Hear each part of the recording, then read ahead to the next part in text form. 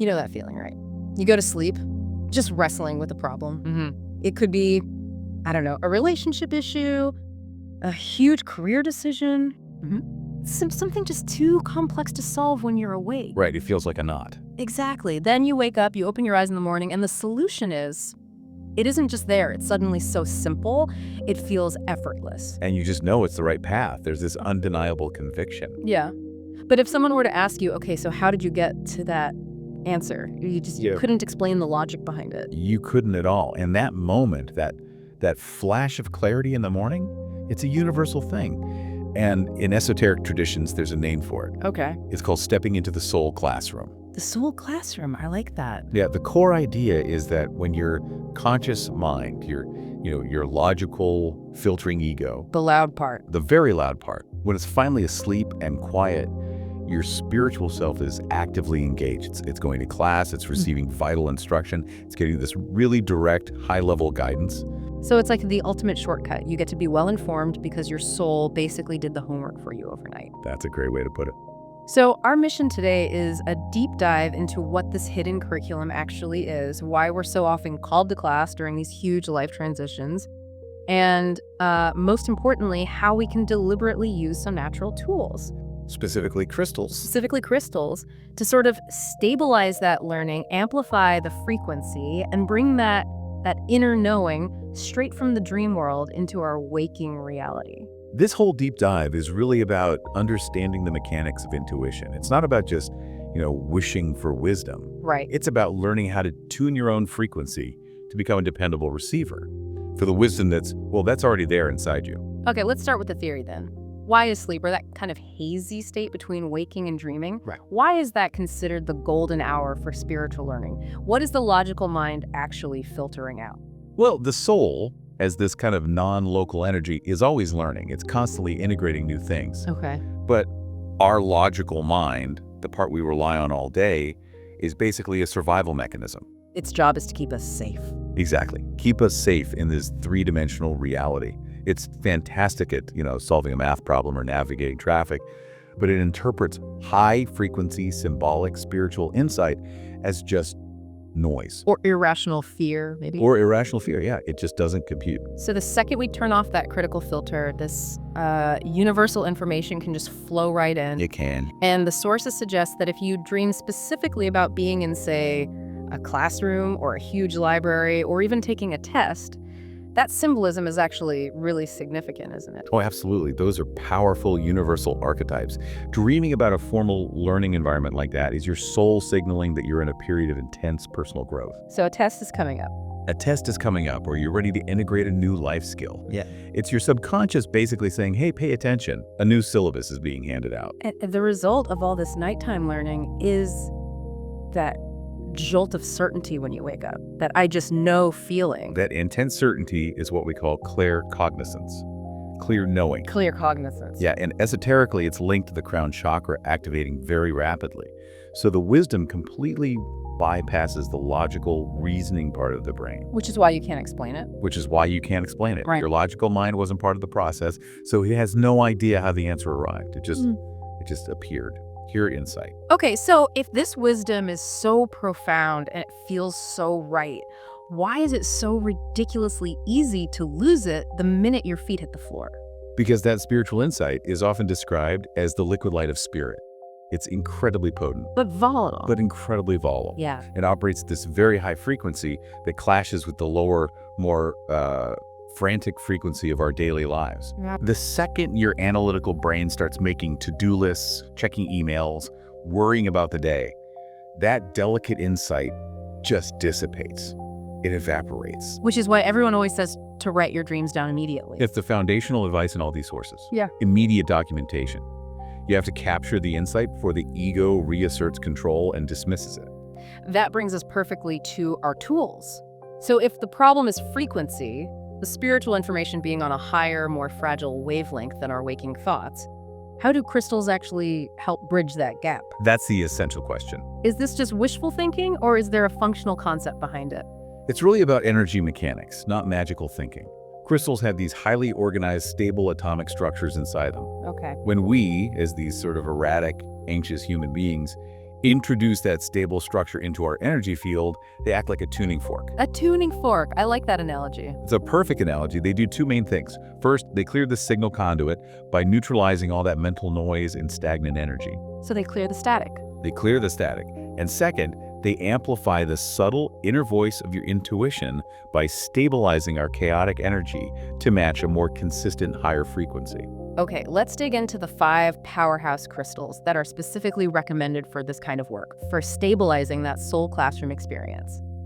Let's start with the one most tied to purification, selenite. Selenite. It's often called the physical form of liquid light because of how it looks. It's beautiful. It is. And for dream work, its main job is purification, energy cleansing. It clears out all that stagnant mental energy that builds up during the day. The day's debris? Exactly, the day's debris. So when you go to sleep, your crown chakra is open and receptive, not clogged up. It prepares the energetic workspace. And it's also known as the dream holder, helping you actually retain those elusive memories from your spiritual lessons. So you use it to wipe the slate clean before class begins. That's the perfect way to think about it. Okay, next up, the one everyone knows, the purple one, amethyst. A lot of people just think of it for sleep, but what's its specific role here in managing the energy of the soul classroom? Amethyst is absolutely critical because it acts as the mental regulator. It's the foundation stone. Mental regulator. Yes, because you cannot access high-frequency guidance if your system is just flooded with anxiety and worry. It's just too loud. It's way too loud. Amethyst is like a natural, energetic sedative. It works with the third eye to reduce that mental haze, to calm that frantic, logical voice. It provides the stability you need before the high-frequency work can even start. If you have racing thoughts that keep you from deep sleep, amethyst creates that necessary calm. That makes perfect sense. You need quiet to hear the subtle signal. Now, what about the one that deals directly with the symbolic language of the subconscious? Moonstone. Moonstone is the ultimate dreamstone. It's deeply connected to the moon, to the cycles, to the hidden feminine aspects of the subconscious. So this is about decoding the messages. This is the decoding tool. While selenite clears and amethyst calms, moonstone helps you understand the content. And crucially, it helps you discern the emotions hidden inside the dream symbols. Ah, okay. The soul speaks in feelings. Excitement, terror, relief. Moonstone helps you connect with those emotional truths instead of just getting stuck on the weird surface story of the dream. And for those times when the soul classroom feels a bit intimidating, when you're diving into some deep, vulnerable psychological work, we need something protective. We need that flash of labradorite. Labradorite is the accelerator stone, but it's also the guardian. Yeah. This is for more advanced work or for anyone ready for a deep transformation. Because you need protection for that. You absolutely do. When you expand your consciousness that deeply, you need a shield. Labradorite provides an active protective barrier. It insulates your energy field while you're exploring these inner dimensions. It gives you the courage and the defense you need to do it safely without feeling drained or overwhelmed. It anchors the learning. Okay, and finally, lapis lazuli. Prized by ancient Egyptians, that deep, deep blue. How does that stone help us translate these complex messages? Lapis lazuli is the ancient translator, the stone of truth. Its unique gift is connecting the throat chakra and the third eye chakra. Ah, so insight and communication. Precisely. The key here is interpretation and articulation. It helps you move from a symbolic feeling to clear, usable language. Its main job is to give you the discernment to tell the difference between a genuine, prophetic message from your soul. And just random anxiety dreams. And just scattered, anxious thoughts that bubbled up overnight. It grounds the truth in clarity. So we've picked our tuning fork.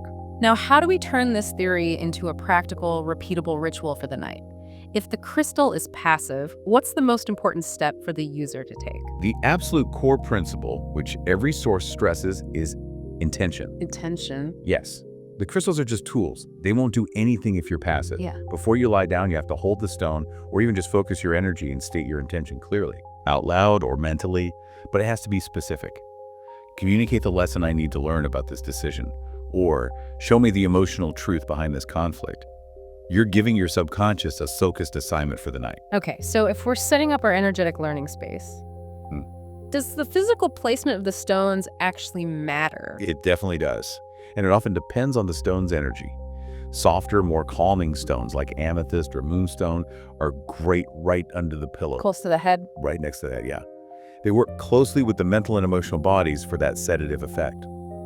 But harder, more protective stones like selenite or labradorite can be placed on the nightstand or even at the corners of the bed to adjust the entire energy field around you, Creating a sacred space. creating a sacred protective container for receiving that wisdom. The sources also talk about using multiple stones together in geometric patterns. Crystal grid. How does that work? And how complex does that really need to be? A crystal grid sounds intimidating, but it's really just an organized, synergistic arrangement of stones. It's designed to amplify one single focused intention. Think of it like a high-powered antenna. Okay. You don't need a degree in sacred geometry. For deep sleep learning, you could just use a selenite wand as a central signal post, focusing the energy, and then surround it with 4 points of amethyst or moonstone. The pattern acts as a force multiplier. It stabilizes the frequency for the whole night. So let's fast forward to the morning. We know the insight is volatile. Walk us through the post-dream protocol. What are the 2 key steps we have to take the second we wake up? The first step is completely non-negotiable. Immediate documentation. The journal by the bed. You have to keep a journal right by the bed. The very second you wake up, before you think about your phone, you record anything. Fragments of an image, a color, a single word, the dominant feeling. That insight literally starts to evaporate the second the conscious mind kicks in. And step 2 is the interpretation part. So if I dreamed I was, late for a huge final exam, I don't take that literally, do I? No, that's the classic trap. Yeah. The second key step is emotional interpretation. Okay. The dream story, the exam, the library, whatever, it's just the symbolic wrapping paper your brain used to package the insight.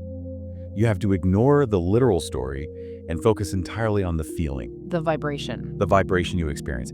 Ask yourself, did I feel panic and pressure? Which might mean your soul is telling you you're not prepared for a real-life challenge. Or, did I feel profound relief after the test was over? Which could mean a chapter of hard work is finally done. The emotion is the true, unfiltered language. If we want to get into more advanced work, the sources talk about synergistic stacking, using combinations of stones for more power. What's the recommended protocol for combining them? The best practice follows a strategic flow: purification, enhancement, and stabilization. Okay, break that down. First, you cleanse the space and your aura with purification, using something like selenite. Then second, you amplify your intention with an enhancement stone like clear quartz. And finally, you use stabilization or grounding stones, Like amethyst. like amethyst for mental peace, or even black tourmaline for general grounding. That final step anchors the high-frequency wisdom you gained. It ensures the insights aren't just fleeting ideas, but are safely integrated into your physical, waking life. So this practice then is about way more than just getting a better night's sleep. Oh, much more. It's about consciously becoming a better receiver by deliberately using these natural tools, these crystalline tuning forks. We're cutting through the noise of our busy minds and amplifying that quiet, powerful, intuitive voice that's always there trying to guide us. And you will know you attended class. You'll see the evidence. You'll wake up with this unusual clarity, or you'll experience that spontaneous inner knowing about an issue that stumped you yesterday. Or you'll see recurring symbols or numbers. Exactly. Or you'll just feel an unexplained inner peace, a lightness that just wasn't there when you went to bed. You know, this whole deep dive into the soul classroom really touches on a foundational mythological theme. The quest for true wisdom often requires letting go of something familiar. You look at figures like Odin, who literally sacrificed his physical eye for the cosmic knowledge at the well of Mimir. It was a trade. Limited perspective for a much more holistic insight. Exactly. And that myth really brings us to the profound question that I think summarizes all of this work so beautifully. What is that? What limited or familiar perspective? What part of your ego's framework, your comfortable way of seeing the world, are you ready to let go of tonight? What are you willing to sacrifice energetically or mentally to gain the transformative holistic knowledge that is patiently waiting for you in the depths of your own dreams? That willingness, that's the real price of admission. That is the true cost of entry into the soul classroom.